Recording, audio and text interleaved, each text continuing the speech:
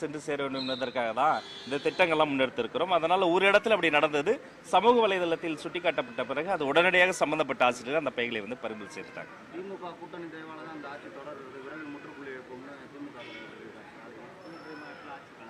ஒரு மூத்த அரசியல் தலைவர், முதிர்ச்சியான ஒரு அரசியல் தலைவர், இன்றைய நிலையில் தமிழ்நாட்டில் இருக்கக்கூடிய ஒரு சீனியர் மோஸ்ட் பொலிட்டிஷியன் கூட அப்படி சொல்லலாம், முன்னாள் முதலமைச்சர் மு.க. ஸ்டாலின் அவர்கள் அப்படி கூறியிருக்க வேண்டாம். அந்த சாய்ஸ் ஆஃப் வேர்ட்ஸ் அவர் தவிர்த்திருக்கலாம்.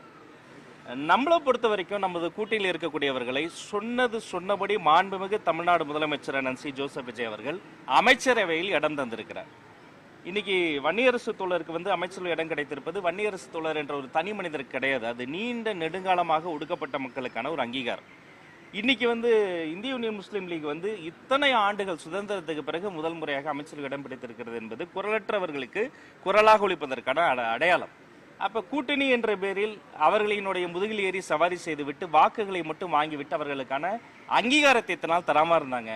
முதல் முறையாக வரலாற்றிலே முதல் முறையாக தமிழக அரசியலில் அதை மாண்புமிகு முதல்வர் சி ஜோசப் விஜய் அதை நிறைவேற்றி காட்டியிருக்கிறார். உங்கள் மூலமாக அவருக்கு நான் மீண்டும் ஒரு நன்றியையும் பாராட்டுகளையும் தெரிவித்துக் கொள்கிறேன். நன்றி, சந்திப்போம்.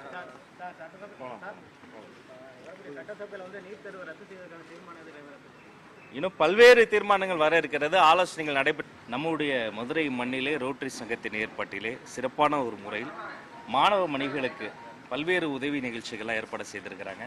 வருடந்தோறும் இப்படி மக்கள் பணியை மகேசன் பணியாக செய்து கொண்டிருக்கக்கூடிய ரோட்டரி சங்கத்திற்கு என்னுடைய வாழ்த்துக்களையும் வணக்கங்களையும் சொல்வதற்காக இன்றைய தினம் நான் நேரிலே வந்திருக்கிறேன். அவர்களுக்கு என்னுடைய வாழ்த்துக்கள். அவர்களுடைய சமூக பணி தொடரட்டும்.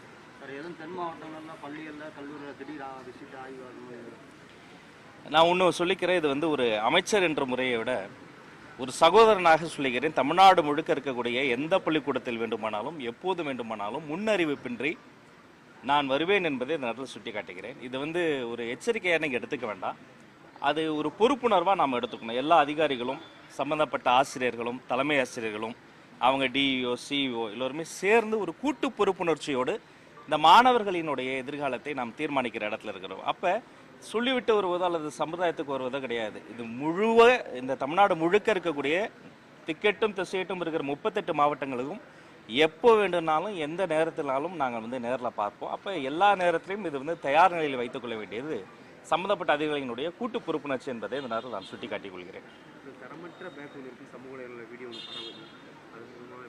உடனடியாக அது சம்பந்தப்பட்ட அதிகாரிகளுக்கு விளக்கம் கேட்டேன்.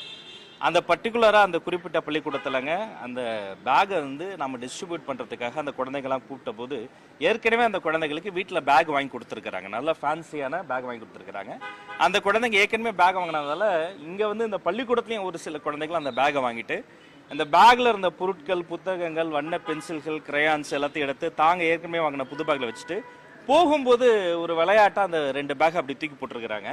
இதை உடனே சில பேர் ஃபோட்டோ எடுத்து வீடியோவில் எடுத்து போட்ட உடனே சம்பந்தப்பட்ட அந்த தலைமை ஆசிரியர் நேரடியாக சென்று அப்படி வீசப்பட்ட பைகளை கூட எடுத்து வைத்திருக்கிறாங்க. அந்த குழந்தைகளுக்கு அது தேவைப்படாமல் இருந்திருக்கலாம். பட் அது இன்னும் நிறைய ப்ரிவிலேஜ் இல்லாத இத்தனை ஏழை குழந்தைகள் இருக்கிறாங்க.